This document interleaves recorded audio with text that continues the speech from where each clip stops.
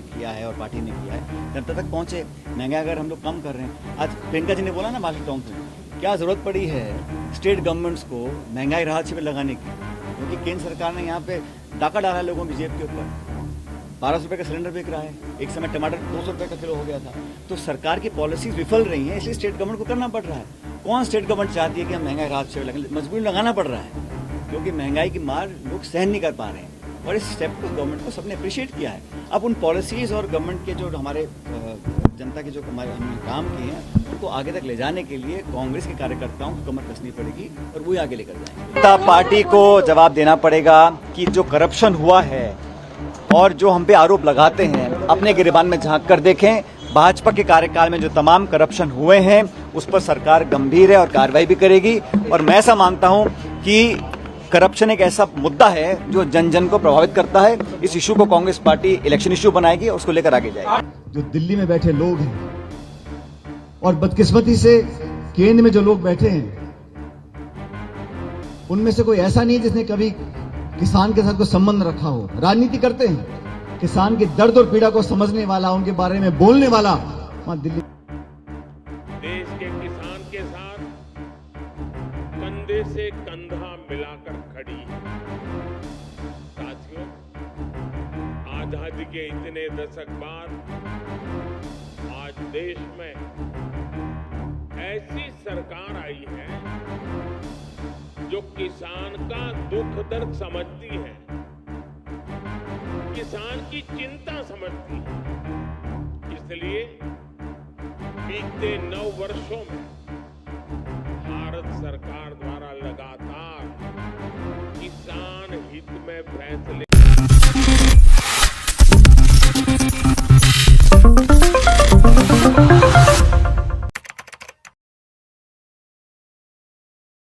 नमस्कार, मैं प्रांशी राठौर और आप देख रहे हैं नेक्स्ट 9 न्यूज। स्वागत है आपका हमारे स्पेशल प्रोग्राम 2024 के महासंग्राम, जिसमें आज हम बात करने जा रहे हैं देश के प्रधानमंत्री नरेंद्र मोदी और साथ ही साथ राजस्थान के पूर्व उप मुख्यमंत्री कांग्रेस नेता सचिन पायलट के बारे में। सचिन पायलट जो लगातार अपनी बात रखते हुए देखे जाते हैं। आए दिनों सचिन पायलट जीत का दावा कर रहे हैं कि राजस्थान में जो इस बार विधानसभा चुनाव होने जा रहे हैं, इन विधानसभा चुनाव में भी कांग्रेस जीत हासिल करेगी। बीते कुछ महीनों पहले हम सभी ने देखा कि कर्नाटक की विधानसभा चुनाव में कांग्रेस ने प्रचंड जीत हासिल की। हिमाचल प्रदेश के विधानसभा चुनाव में कांग्रेस ने जीत हासिल की और ऐसे में क्रेडिट दिया गया है न सिर्फ राहुल गांधी को, उनकी भारत जोड़ो यात्रा को, बल्कि कांग्रेस महासचिव प्रियंका गांधी वाड्रा को भी। और अब दावे किए जा रहे हैं कि राजस्थान में कांग्रेस एक बार फिर से सत्ता में आएगी, सरकार रिपीट होगी कांग्रेस की। ऐसे में देखा जाए, सचिन पायलट न सिर्फ राजस्थान के विधानसभा चुनाव को लेकर जीत का दावा कर रहे हैं, बल्कि आगामी लोकसभा चुनाव को लेकर भी 26 राजनीतिक दल एकजुट हुए हैं, महागठबंधन हुआ है। इस महागठबंधन का नाम दिया गया है इंडिया। और ऐसे में देखा जाए तो कांग्रेस नेता राहुल गांधी भी साफ तौर पर कह चुके हैं कि 2024 के लोकसभा चुनाव में अब गठबंधन की जीत पक्की है, इंडिया गठबंधन की। लेकिन यहाँ पर देश के प्रधानमंत्री नरेंद्र मोदी को न सिर्फ राहुल गांधी चुनौती देते हैं, बल्कि सचिन पायलट भी। तो आज हमारे इस खास प्रोग्राम में हम आपको बताएंगे कि सचिन पायलट किस तरीके से बड़ी चुनौती दे रहे हैं देश के प्रधानमंत्री को। जी हाँ, जानकारी के लिए आपको बता दें कि इस वक्त पूर्व उप मुख्यमंत्री और कांग्रेस वर्किंग कमेटी के सदस्य सचिन पायलट अजमेर के दौरे पर हैं। सर्किट हाउस वह पहुंचे। पायलट का कांग्रेस कार्यकर्ताओं ने पूरी ही गर्मजोशी के साथ स्वागत किया। पायलट ने तकरीबन 1 घंटे तक सर्किट हाउस में कार्यकर्ताओं से मुलाकात की और टिकट दावेदारों के साथ बंद कमरे में चर्चा भी की। इस दौरान देखने को मिला कि केकड़ी विधायक डॉक्टर रघु शर्मा, मसूदा विधायक राकेश पारिक और पिछला विधानसभा चुनाव लड़ चुके हेमंत भाटी, महेंद्र सिंह रावत के साथ साथ तमाम नेताओं के साथ उन्होंने चर्चा की है। कांग्रेस के कई कार्यकर्ताओं के साथ उन्होंने चर्चा की और साथ ही साथ यहाँ पर देखा गया कि सचिन पायलट ने राजस्थान के विधानसभा चुनाव को मद्देनजर रखते हुए कांग्रेस आलाकमान को लेकर अपनी बात रखी। सीएम फेस को लेकर उन्होंने अपनी बात रखी कि राजस्थान में आखिरकार सीएम स्पेस के लिए किसे आगे किया जा सकता है जब यहाँ पर सवाल उनसे पूछे गए। तो सबसे पहले आपको बताते हैं कि सचिन पायलट राजस्थान के विधानसभा चुनाव को मद्देनजर रखते हुए क्या कुछ कहते हैं, सुनिए जरा। अगर रिपीट होती है तो इस बार ये है कि पहला मुद्दा ये है कि हम इकट्ठे होकर चुनाव लड़ें, ठीक है, वो सब इस बात पे कमिटेड हैं। हम चुनाव चारों स्टेट्स में जीते हैं, ये हमारी प्रायोरिटी है। चुनाव जीतने के बाद इस बात को केसी वेणुगोपाल जी, हमारे संगठन महासचिव जी बोल चुके हैं, चुनाव हम जीते हैं उसके बाद हमेशा ये होता है कि विधायक दल जो होता है या पार्टी आलाकमान होता है वो तय करते हैं कि कौन किस पद पोस्ट पर रहेगा। वो निर्णय हमेशा चुनाव के बाद होते हैं और ये परिपाटी आज की चुनाव की नहीं है, पूरे देश में है और पहले से होती है। आप विधानसभा चुनाव लड़ेंगे? इसलिए जरूर है। क्या आप विधानसभा चुनाव लड़ेंगे? भाई मैं विधायक हूँ टोंक से और मेरा मन यही है कि वहाँ से चुनाव लड़के जो हमने जीत हासिल की थी पार्टी के लिए उसको दोबारा रिपीट करा जाए। सीएम प्रेस को लेकर आप पहले भी बयान दे चुके हैं कि बदलना चाहिए, तो मैंने ये ऐसा है, कांग्रेस पार्टी ने हमेशा से ही इस लाइन को अडॉप्ट किया है कि हम चुनाव जनता के बीच जाते हैं मुद्दों को लेकर, पार्टी के इश्यूज को लेकर। चुनाव जीतने के बाद जब विधायक जीत कर आते हैं, जब हमारा बहुमत आता है, उसके बाद विधायक और पार्टी निर्णय करती है कौन उस विधायक दल का नेता बनेगा, उसके बाद सारी कार्रवाई। भाई मैं तो पहले से कह चुका हूँ, सुनो मेरी बात, मैं समझ गया आपके सवाल को, मैं पहले ही कह चुका हूँ, मैं दोबारा रिपीट करता हूँ। कांग्रेस पार्टी में कोई अशोक गहलोत गुट, कोई सचिन पायलट गुट नहीं है, ये सब खरगे गुट, राहुल गुट, सोनिया गांधी गुट है, हम सब लोग। अभी जब दावेदारों की जब सूची तय हुई है सर, इसमें कई प्रत्याशी ऐसे होंगे जो आपके भी खास होंगे और कई प्रत्याशी ऐसे होंगे जो मुख्यमंत्री या कांग्रेस के आलाकमान के साथ होंगे। ऐसे में दोनों ही जगह पर अच्छा, मैं स्पष्ट कर देता हूँ कि जो भी उम्मीदवार हैं, जो भी कहीं के भी हैं, वो सब मेरे ही गुट के हैं। इसमें कोई किसी का अलग गुट किसी का नहीं है, सब कांग्रेस पार्टी के हाथ के निशान के साथ हैं। ये हो सकता है कि किसी की लाइक और किसी को ज़्यादा कम पसंद करते हो, ये स्वाभाविक है, भाई हम इंसान हैं, किसी को ज़्यादा पसंद कम पसंद, लेकिन हम सब संगठन, विचारधारा, पार्टी से बने हुए लोग हैं और जो भी चुनाव लड़ेगा उसको चुनाव कांग्रेस पार्टी लड़ाएगी। खरगे जी, राहुल जी, सोनिया गांधी जी लड़ाएंगी, हाथ का चुनाव लड़ाएगा, हाथ का चुनाव चाहिए, और ये सबको बात जानते हैं और सब बात को एक्सेप्ट करते हैं। कोई अंदर बाहर की बात नहीं है, बिल्कुल स्पष्ट है, सब मिलकर लड़ेंगे। ऐसा कुछ आप क्यों लोगों को भड़का रहे हैं यार, सब मिलकर चुनाव लड़ेंगे, किसी का उन्हें कोई संदेह नहीं है। जो 4.5 पौने 5 साल निकल गए हैं, अब चुनाव का समय आ गया, अब जिम्मेदारी के साथ, गंभीरता के साथ, क्योंकि भाजपा सब काम करने वाली है। भारतीय जनता पार्टी के लोग, मैं जानता हूं, चुनाव जीतने के लिए कुछ भी कर सकते हैं, इसलिए भ्रमित करना, लोगों को भटका देना, जज्बातों को भड़का देना, आपस में आक्रोश पैदा कर देना, तनाव पैदा कर देना, ऐसे मुद्दे कैसे कैसे उठ जाते हैं। कभी कहा नाम बदल रहे हैं, इंडिया है, भारत है, अरे भाई दोनों ही नाम संविधान में लिखे हुए हैं। तो ये बेवजह की जो चर्चाएं होती हैं, ये लोगों का ध्यान भटकाने के लिए होती हैं। इसलिए आम नागरिकों के लिए इस देश के प्रति कांग्रेस पार्टी की कुछ जिम्मेदारियाँ हैं। इस देश में आज संवैधानिक संस्थाओं को गंभीर चुनौती मिल रही है, उनको बचाए रखने के लिए, जमहूरियत को मजबूत करने के लिए ये कांग्रेस सबसे बड़ा विपक्षी दल है। तो इंडिया अलायंस में हम लोग उसको लीड करते हैं, लेकिन हम सबको साथ लेकर चलें। बहुत बड़ी बात है, कितने अरसे के बाद इतने दल इकट्ठे आए हैं, अपने अपने इंटरेस्ट को पीछे रखकर देश को बचाने के लिए एक इंडिया अलायंस हमने फॉर्म किया है। तो जब बाकी लोग कर रहे हैं तो कांग्रेस जन का तो और ज़्यादा दायित्व बन जाता है कि एकजुटता दिखाएं और आपस में मिलकर साथ चलें। हम सब चुनाव लड़कर भाजपा को हराएंगे, तभी तो मैं समझता हूँ हमारा जो इंडिया अलायंस है, हमारी कांग्रेस पार्टी का जो उद्देश्य है, उसको पूरा करना है। सर, कांग्रेस लीड अलायंस वो कह रहे हैं कि सनातन धर्म को भी समाप्त करना है। ऐसा है, मैं किसने क्या का कमेंट करना नहीं चाहता हूँ, लेकिन हम में से किसी भी व्यक्ति को ऐसी कोई बात नहीं बोलनी चाहिए जो किसी और दूसरे व्यक्ति के जज्बात या सेंटिमेंट्स को हर्ट करे। हमारी कुछ भी सोच हो वो हम तक रखें, लेकिन किसी को भी अधिकार नहीं है कि किसी और के फीलिंग्स या सेंटिमेंट्स को हम लोग हर्ट करें। ये हमारे यहाँ एक फ्रीडम ऑफ स्पीच है, अपनी आप बात को व्यक्त कर सकते हैं, लेकिन एक ध्यान रखना चाहिए कि किसी और के जज्बातों को हम ठेस ना पहुँचाएं। अजमेर आने का आज कोई विशेष मैं बहुत दिनों से पत्रकार वार्ता नहीं करी थी, मैंने कहा आपके समर्थक हैं, उनको कोई मैसेज आपकी तरफ से देना चाहेंगे? मेरा कोई सब कांग्रेस पार्टी के समर्थक हैं और मैं कांग्रेस पार्टी का कार्यकर्ता हूं। हम सब मिलकर एक पारिवारिक रूप में बैठे हैं, काम करेंगे, और मैं दावे से दोबारा कह रहा हूं आपको, ताकि आप लोग कंफ्यूज ना हो कि राजस्थान के अंदर कांग्रेस की सरकार दोबारा बनानी है, सबको साथ लेकर चलना है, तेरा मेरा करने का कोई समय नहीं है। और जो हमारे पत्रकार साथी ये गुटबाजी की बात करते हैं, इसको आप विराम दे दें, क्योंकि सब लोग कांग्रेस पार्टी के गुट के हैं और सोनिया राहुल गुट के हैं। आपने सुना कि किस तरीके से सचिन पायलट ने यहाँ पर राजस्थान के विधानसभा चुनाव को लेकर अपनी बात रखी। वहीं उन्होंने दूसरी ही तरफ मुख्यमंत्री अशोक गहलोत की जमकर तारीफ की कि राज्य सरकार का कामकाज काफी अच्छा रहा है। जन कल्याणकारी नीतियों के बूते कांग्रेस विधानसभा चुनाव में जीत दर्ज कर सरकार रिपीट करेगी और प्रदेश में चला आ रहा है कि सरकार बदलने का क्रम भी टूटेगा। तो पायलट का कहना रहा है कि केंद्र सरकार जनता की समस्याओं पर ध्यान नहीं दे रही है। महंगाई, बेरोजगारी जिस तरीके से बढ़ रही है, जनता त्रस्त है और मोदी सरकार मस्त है। तो ऐसे में देखा जाए, सचिन पायलट ने यहाँ पर मोदी सरकार पर हमला बोल दिया है। सचिन पायलट जो लगातार किसानों के हित में अपनी बात रखे हैं और सचिन पायलट एक बार फिर से मोदी सरकार पर हमला बोलते हुए अपनी बात रखी है। क्या कुछ कहते हैं, सुनिए जरा। मुद्दों की बात कोई नहीं कर रहा है। मुद्दा ये है कि 25 सांसद जीत के गए राजस्थान से। आपने राजस्थान को क्या दिया?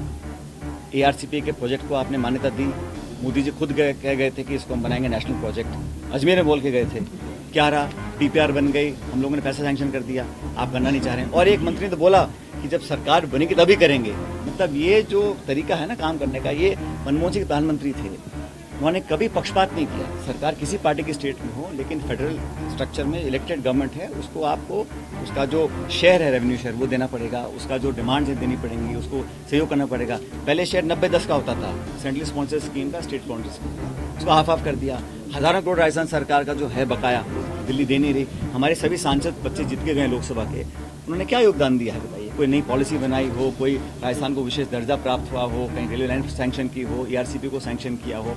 और ARCP को लेकर मुझे लगता है भारतीय जनता पार्टी को अपना रुख स्पष्ट करना चाहिए। अब ये बहानेबाजी का समय नहीं है। आप अगर करना चाहते तो आप करिए। और हमने तो कहा कि हम जितना मांगे उससे ज़्यादा सहयोग करने को तैयार हैं, लेकिन उनकी नीयत में लगता है ये है कि बस चुनाव निकल जाएँ, उसके बाद हम निर्णय करें हाँ या ना। मैं कह रहा हूँ ना, अगर कामकाज अच्छा है तो अगली बार संभव नहीं होगा कि ये दो आपके अलग अलग सवाल हैं। हमारे यहाँ सरकार हमेशा एक कलेक्टिव गवर्नमेंट होती है और इस सरकार हमारी जो काम कर रही है, हमारी पार्टी ने जो चुनाव लड़ा था, मैनिफेस्टो के आधार पर चुनाव जीते थे, जनता ने वोट दिया हमारे घोषणा पत्र को पढ़कर। उन नीतियों को क्रियान्वयन करने के लिए कैबिनेट और सरकार ने पॉलिसीज बनाई और लोग उसको पसंद कर रहे हैं। और मुझे कहने में संकोच नहीं है, सरकार की अच्छी पॉलिसीज रही, अच्छा वर्क रहा और लोग उसको अप्रिशिएट भी कर रहे हैं। और जनता में अब उन पॉलिसीज़ को जो हमने लॉन्च की हैं, उनको जनता तक हमारे कार्यकर्ता पहुंचाएंगे। सरकार और सरकारी कर्मचारी एक लिमिट तक काम करते हैं ना। पब्लिक सेंटिमेंट बदलने के लिए कांग्रेस का वर्कर जो बूथ पे खड़ा होता है, वो लाभार्थियों को जाके हम अपना कम्युनिकेट करें कि हमने अपनी पार्टी के लिए, सरकार ने किया है और पार्टी ने किया है, जनता तक पहुँचे। महंगाई अगर हम लोग कम कर रहे हैं, आज प्रियंका जी ने बोला ना मास्टर टॉन्ग में, क्या ज़रूरत पड़ी है स्टेट गवर्नमेंट्स को महंगाई राहत शिविर लगाने की? क्योंकि केंद्र सरकार ने यहाँ पे डाका डाला है लोगों की जेब के ऊपर। 1200 रुपये का सिलेंडर बिक रहा है, एक समय टमाटर 200 रुपये का किलो हो गया था। तो सरकार की पॉलिसीज विफल रही हैं, इसलिए स्टेट गवर्नमेंट को करना पड़ रहा है। कौन स्टेट गवर्नमेंट चाहती है कि हम महंगाई राहत शिविर लगाएं? मजबूरी लगाना पड़ रहा है, क्योंकि महंगाई की मार लोग सहन नहीं कर पा रहे हैं। और इस स्टेप को गवर्नमेंट को सबने अप्रिशिएट किया है। अब उन पॉलिसीज और गवर्नमेंट के जो हमारे जनता के जो हमारे हमने काम किए हैं, उनको आगे तक ले जाने के लिए कांग्रेस के कार्यकर्ताओं को कमर कसनी पड़ेगी और वही आगे लेकर जाएंगे। कौन सा वाला? अगर मुख्यमंत्री ने अच्छा काम किया है तो हमेशा यही होता है कि जो मुख्यमंत्री होता है वो रिपीट। अरे भाई, मैं कह रहा हूँ सरकार रिपीट करानी है, सरकार रिपीट हो जाएगी। उसके बाद जैसा पार्टी की रीति नीति रही है, चुनाव जीतने के बाद विधायक जो चुने हुए आते हैं और पार्टी चुनी हुई आती है, वो निर्णय करते हैं विधायक तो नेता कौन बनेगा। इसमें कोई मैं नई बात नहीं बोल रहा हूँ, पुरानी बात है। और सरकार ने काम अच्छा किया तभी तो हम लोग सब लोग कह सकते हैं कि हम पार्टी को जिताएंगे। अगर सरकार का काम अच्छा नहीं होता तो हम कैसे कह सकते थे? और मैं दावे से बोल रहा हूँ कि हम पार्टी के कार्यकर्ता के रूप में कि हम सरकार दोबारा रिपीट करेंगे, क्योंकि हम लोगों ने अच्छे काम किए। और लोग तुलना कर रहे हैं पिछली सरकार के, इस सरकार के। और पार्टी की जिम्मेदारी बनती है कि अब वोटिंग डे पे जाके लोगों को निकालकर कांग्रेस के समर्थन में वोट डलवाएं। और किसी को बोलना ये पूछ रहा है, 3 बार जवाब दे दिया और मैं फिर दे सकता हूँ। चलिए और बताइए। तो लास्ट पॉइंट बताऊँ आपको मैं कि कहना चाह रहा हूँ, भारतीय जनता पार्टी के अंदर अब मुझे पता नहीं वो टिकट किसको देंगे, चाहे अजमेर हो चाहे बाकी जगह हो। लेकिन कांग्रेस पार्टी में जिसको भी आला कमान और हमारे जो सर्वे के बाद नाम चिन्हित किए जाएंगे, जिसको भी पार्टी टिकट देगी, पूरी कांग्रेस पार्टी उस व्यक्ति का समर्थन करेगी और उस व्यक्ति को विधानसभा में भेजेगी। और खासकर अजमेर शहर में इन दोनों सीटों के ऊपर हम जिसको भी टिकट देंगे और जो समर्पित पार्टी का कार्यकर्ता है, जिसने 5 साल तक लोगों को संभाला है, जिसने वर्कर्स के दुख सुख में भागीदारी निभाई है, उसको पार्टी टिकट देकर वो चुनाव जीत बनाए। आपने सुना कि किस तरीके से सचिन पायलट यहाँ पर अपनी बात रखते हुए नजर आए हैं, लेकिन बात यहाँ पर की जाए कि किसानों के हित के लिए, किसानों के समर्थन में देश के प्रधानमंत्री क्या कुछ कहते हैं, तो आपको अब सुनाएंगे यहाँ पर कि देश के प्रधानमंत्री जब राजस्थान के दौरे पर नजर आए तो उन्होंने किसान सम्मेलन में किस तरीके से अपनी बात रखी थी। प्रधानमंत्री ने किसानों के हित में क्या कुछ ऐलान किए थे, देखिए जरा। और इसलिए हमारी सरकार देश के किसान के साथ कंधे से कंधा मिलाकर खड़ी है। साथियों, आजादी के इतने दशक बाद आज देश में ऐसी सरकार आई है जो किसान का दुख दर्द समझती है, किसान की चिंता समझती है। इसलिए बीते 9 वर्षों में भारत सरकार द्वारा लगातार किसान हित में फैसले लिए गए हैं। हमने बीज से बाजार तक किसानों के लिए नई व्यवस्थाओं का निर्माण किया है। मुझे याद है, यहां राजस्थान के सूरतगढ़ से ही हमने 2015 में सॉइल हेल्थ कार्ड योजना शुरू की थी। इस योजना के माध्यम से हमने देश के किसानों को करोड़ों सॉइल हेल्थ कार्ड दिए। इन कार्डों की वजह से आज किसानों को मिट्टी की सेहत के बारे में पता चल रहा है। वो उसी हिसाब से खाद का इस्तेमाल कर रहे हैं। मुझे खुशी है कि आज फिर राजस्थान की धरती से किसानों के लिए एक और बड़ी योजना शुरू की जा रही है।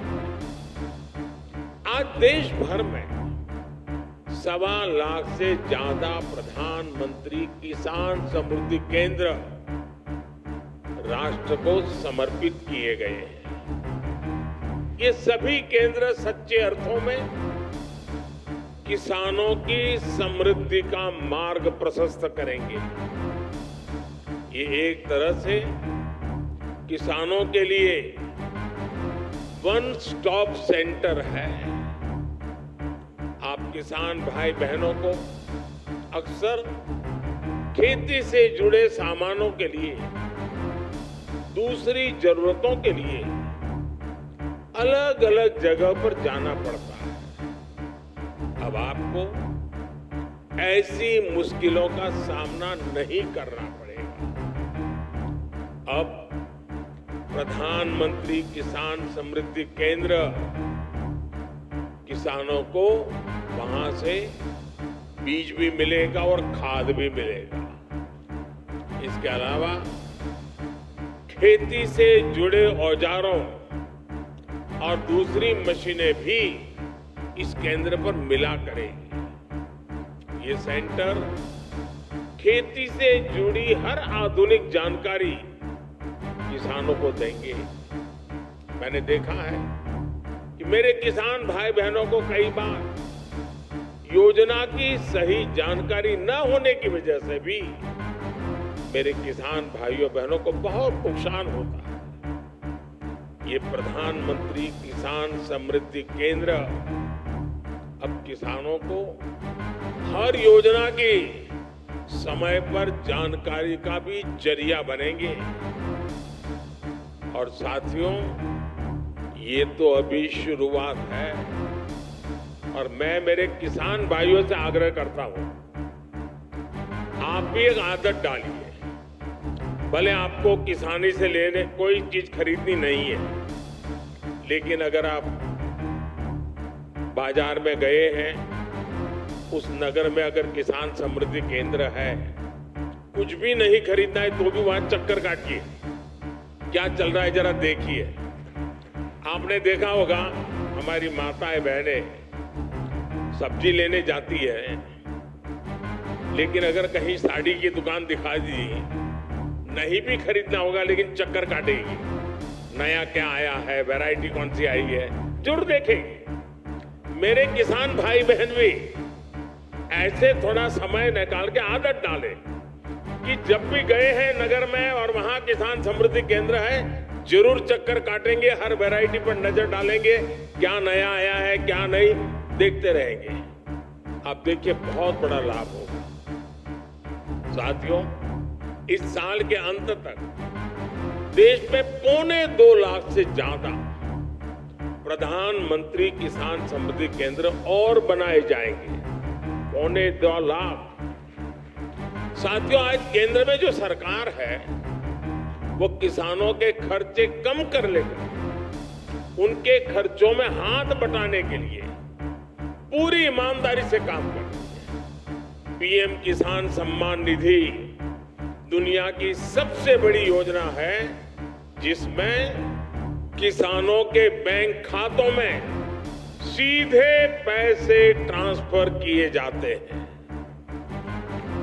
आज की 14वीं किस्त को जोड़ दें तो अब तक 2,60,000 करोड़ रुपए, 2,60,000 करोड़ से भी ज्यादा रुपए किसानों के बैंक खाते में आपने देखा कि किस तरीके से यहाँ पर पीएम मोदी किसानों के हित के लिए अपनी बात रखते हुए नजर आए।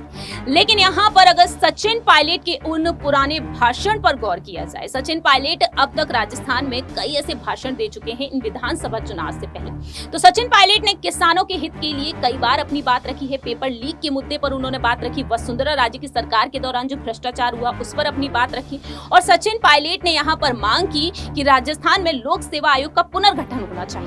और ऐसे में सचिन पायलट के अब तक भरे मंच से कई बड़े ऐलान हो चुके हैं, लेकिन उन्हीं में से एक भाषण आपको आज सुनाते हैं कि सचिन पायलट यहाँ पर किस तरीके से कहते हैं कि दिल्ली में जो यहाँ पर दिग्गज नेता बैठे हुए हैं, जो बीजेपी पार्टी हाईकमान है, वह किस तरह की रणनीतियां बना रहे हैं। तो अब इस प्रोग्राम के अंत में आपको सचिन पायलट का वो वीडियो सुनाते हैं और उस वीडियो के माध्यम से यहाँ पर देखा जाएगा साफ तौर पर कि सचिन पायलट यहाँ पर किस तरीके से किसानों के हित के लिए अपनी बात रखते हुए नजर आए हैं। सुनिए जरा। व्यक्त किया है कि हम अगले कुछ महीनों में मेहनत कर अपनी सरकार को रिपीट कर सकते हैं, और हमें लगता है कि राजस्थान में जो राजस्थान के अंदर जो मुद्दे हैं उन पर हमारी सरकार ने भी काम किया है। हमारी पार्टी कार्यकर्ता बहुत मुस्तैदी से उन सब पॉलिसीज को, प्रोग्राम्स को दर पर लेकर जाएंगे। हमारा संगठन, हमारे नेता, हमारे विधायक, मंत्री सभी लोग मिलजुल कर काम करेंगे। और जैसा मैं हमेशा कहता आया हूँ, हम सबका ध्येय ये है कि कैसे दोबारा कांग्रेस की सरकार राजस्थान में बनाए। मध्य प्रदेश, छत्तीसगढ़, राजस्थान 2018 में तीनों स्टेट्स में कांग्रेस पार्टी जीती थी। इस बार पुनः वही होने वाला है, भारी बहुमत से हम लोग सरकार बनाएंगे, और उसके पश्चात 2024 का जो लोकसभा चुनाव होगा उसका भी फर्क इस पर पड़ेगा, और हम लोग अच्छी संख्या में वहां पर लोकसभा चुनाव। मैंने पिछले कई दिनों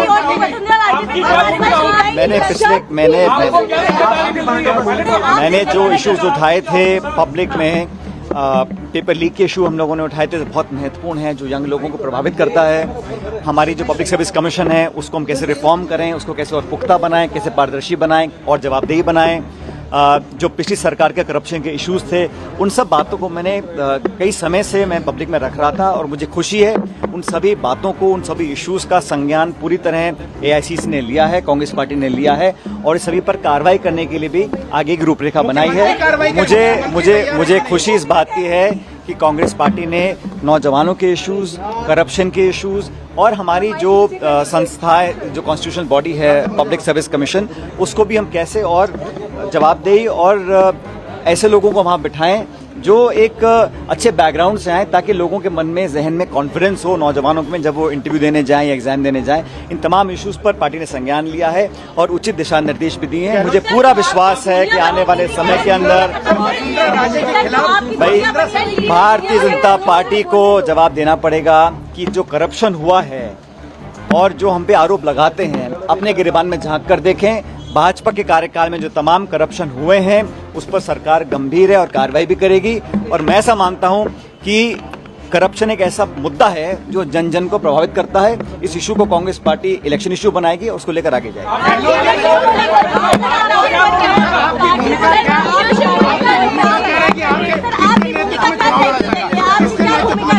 सभी सवालों का जवाब हमारे संगठन महासचिव वेणुगोपाल जी ने दिया है और पिछले 2 दशक से ज्यादा मुझे जो जिम्मेदारी कांग्रेस पार्टी ने दी है, केंद्र में दी है, राज्य में दी है, विधानसभा हो, लोकसभा हो, केंद्र की सरकार हो, राज्य की सरकार हो, संगठन की जिम्मेदारी दी हो, जो मुझे जिम्मेदारी दी है उसको पूरी निष्ठा से मैंने निभाया है। आने वाले समय में जो भी खड़गे जी, राहुल जी, हमारे एआईसीसी जो निर्णय लेगी, जो रोल मुझे अदा करना होगा, उस पर जो भी हमारी पार्टी निर्देश करेगी।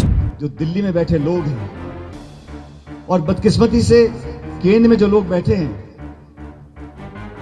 उनमें से कोई ऐसा नहीं जिसने कभी किसान के साथ कोई संबंध रखा हो। राजनीति करते हैं, किसान के दर्द और पीड़ा को समझने वाला, उनके बारे में बोलने वाला वहां दिल्ली में कोई नहीं बैठा।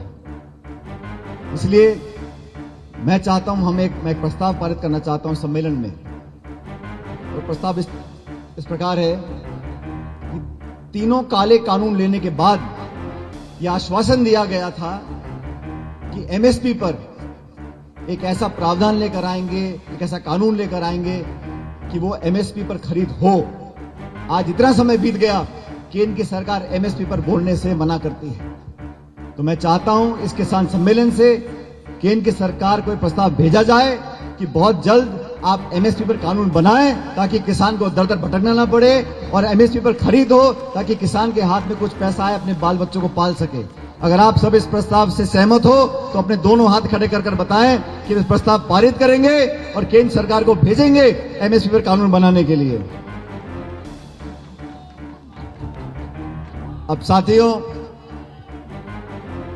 10 महीने के बाद चुनाव है, हम सबको अभी से तैयारी करनी है। जैसा मैंने कहा, हमारी कोशिश है कांग्रेस पार्टी का संदेश हर ब्लॉक, हर जिला, हर गांव में लेकर जाएं, हर बूथ तक अपनी पार्टी को मजबूत करें। और 26 तारीख से जो हाथ से हाथ जोड़ो अभियान हम चला रही, हमारी पार्टी चला रही है, उसमें आदरणीय प्रियंका जी भी अलग अलग राज्यों में जाएंगी और मैं समझता हूं जयपुर भी उनका आना होगा। हम उनका स्वागत और अभिनंदन करेंगे, लेकिन इस अभियान को भरपूर जोश से हम लोग ले जाएं ताकि लोगों को लगे कि हमारी पार्टी दोबारा जीतने वाली है। 10 महीने का समय है, मैं समझता हूं ये इतिहास हम बनाने के लायक हैं पूरी हिम्मत के साथ। और जो आज मैंने नौजवानों में जोश देखा है, जो आज आपकी आंखों में उम्मीद देखी है, हम सभी चाहते हैं कि यहां पर दोबारा कांग्रेस की सरकार बने और हम आने वाले 5 सालों में व्यवस्था को बदलेंगे। जिन बातों का जिक्र मैंने आज किया उनको जमीन पर उतार कर रखेंगे। सिर्फ घोषणा कर देना, भाषण दे देना या पैसे देने से काम नहीं होता। धरातल पर गांव में, ढाणी में, पटवारी में, तहसील में क्या काम होता है उसको देखकर उसमें लोगों को संतुष्ट करने का काम हम करना चाहते हैं। उस दिशा में हम बढ़ेंगे। और मैं धन्यवाद करना चाहता हूं गुड़ा साहब का कि आपने हम सबको आमंत्रित किया, मुझे भी यहाँ आने का मौका दिया। और कुछ लोगों को उन्हें गुमा है कि हमारी उड़ान कुछ कम है, उन्हें गुमा है कि हमारी उड़ान कुछ कम है, और मुझे यकीन है कि आसमान कुछ कम है। 36 कौम के लोगों के साथ मिलकर एक बेहतर राजस्थान बनाना है।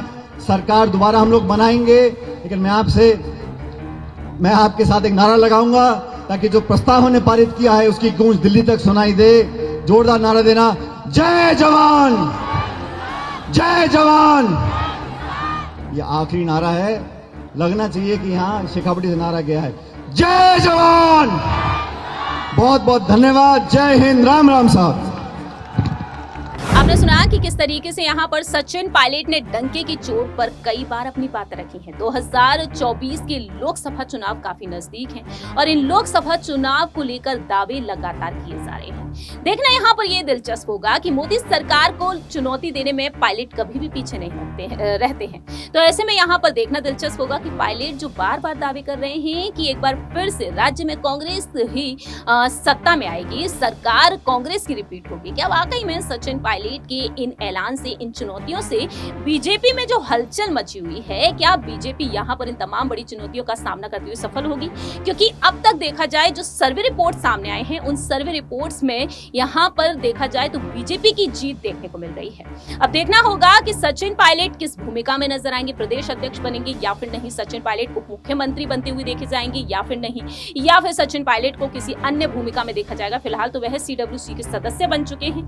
देखते हैं कि सचिन पायलट की ये हुंकार और राहुल गांधी की हुंकार वाकई में यहाँ पर देश के प्रधानमंत्री को किस तरीके से वह चुनौती देने में सफल होंगे या फिर नहीं, ये वक्त के साथ साथ पता चलेगा। लेकिन सचिन पायलट के इन सभी बयानों से आप कितना सहमत हैं, कमेंट सेक्शन में आप अपनी राय रख सकते हैं। फिलहाल के लिए हम चलते हैं, बाकी की तमाम अपडेट्स के लिए आप देखते रहिए नेक्स्ट 9 न्यूज। अध्यक्ष था, 5 साल लगातार आप लोगों ने मेरे साथ संघर्ष किया और हमारी पार्टी की सरकार बनी।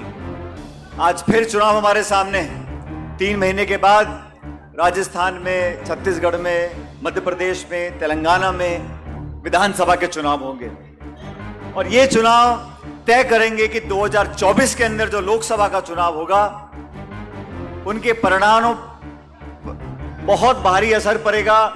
इन विधानसभा के चुनाव के जो नतीजे आएंगे उसका लोकसभा पर बहुत प्रभाव पड़ता है। पिछले 9 साल से केंद्र में भाजपा की सरकार है। सरकार को जनता ने वोट दिया, पूर्ण बहुमत की सरकार बनी। बहुत सालों के बाद एक पूर्ण बहुमत की सरकार 2 बार बनी। एक विश्वास लोगों ने दिया था भाजपा को।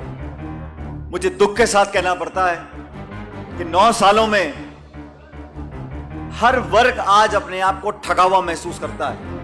हमारी माताएं बहनें यहां पर मौजूद हैं, हमारे किसान भाई मौजूद हैं। हर वर्ग को वोट लेने के बाद सिर्फ पीड़ा, दुख और परेशानी देने का काम किया है। किसानों के 3 काले कानून बनाए। साल भर तक किसानों ने दिल्ली में, राजधानी में धरना दिया। सैकड़ों लोगों ने आत्महत्या करी। तब जाके इस सरकार ने उन कानूनों को वापस लिया। अर्थव्यवस्था का क्या हाल है? मुझे पीड़ा इस बात की है कि इस देश और प्रदेश में जो खाई है अमीर और गरीब की, वो लगातार बढ़ती जा रही है। आज गरीब आदमी, गरीब किसान जो महीने में 10-20 हजार रुपए कमाता है, वो अपने 2 बच्चे पाल नहीं सकता। आज फल, फूल, साग, सब्जी, जो भी चीज बाजार में मिलती है उसकी कीमतें आसमान छू रही हैं। गैस का सिलेंडर 1100-1200 रुपए का मिल रहा है। टमाटर तो 200 रुपए किलो हो गया था। तो महंगाई को नियंत्रित करने के लिए केंद्र की सरकार ने झूठे मुंह ये तक नहीं बोला कि हम कोशिश करेंगे, हम दाम कम करने की कोशिश करेंगे। नहीं साहब, उनको मालूम है चुनाव आएगा तो भाषण देने पहुंच जाओ, भगवान का नाम लो, मंदिर का नाम लो, मस्जिद का नाम लो, हिंदू का नाम लो, मुसलमान का नाम लो और वोट ले लो। वोट लेने के बाद ना नौजवान को नौकरी मिल रही है, ना गृहिणियों के जीवन को बेहतर करने के लिए महंगाई को कम किया जा रहा है। विकास के नाम पर इतना बड़ा मुल्क हमारा है, ये जो विकास हो रहा है तो हो ही रहा है, लेकिन सरकार ने ऐसा कौन सा काम किया है जिससे आम व्यक्ति को थोड़ा फायदा मिले? मैं मनमोहन सिंह जी की सरकार में मंत्री थे। हम लोग नरेगा लेकर आए, गरीबों के लिए योजनाएं लेकर आए, आयोजन ऐसा करते थे कि जो गरीब आदमी उसकी जेब तक पैसा पहुंचे। आज दुख की बात मुझे कहना पड़ रहा है कि केंद्र की सरकार एक ऐसी सरकार, ऐसी पार्टी के पास है जो केंद्र में तो सत्ता में फेल हो गई और राजस्थान में विपक्ष में फेल हो गई। मैं परसों टोंक में गया था, वहां मैंने बोला, मैंने कहा ये भाजपा के नेता दिल्ली से आ रहे हैं और राजस्थान की बीजेपी को हिला हिला के जगाने की कोशिश कर रहे हैं, लेकिन ये पार्टी जगने वाली नहीं है।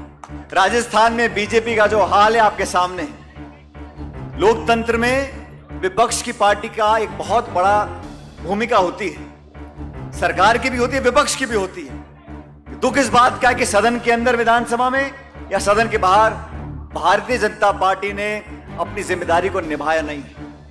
जब दिसंबर में चुनाव होंगे, पिछले 25-30 साल से क्या हो रहा है? 5 साल सरकार कांग्रेस की बनती है, 5 साल भाजपा की बनती है।